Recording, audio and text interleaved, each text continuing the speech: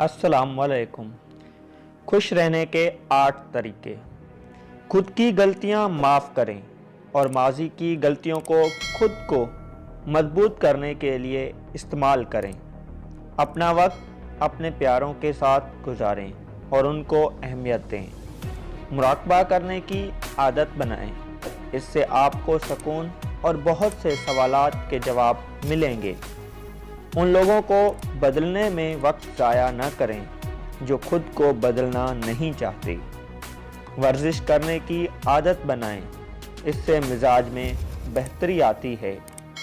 शुक्र अदा करने की आदत बनाएं और अमली तौर पर शुक्र अदा करें। सोचने से ज़्यादा करने पर यकीन रखें। हर वक्त सोचना एंग्जाइटी और स्ट्रेस की वजह बनता है। Thank you so much.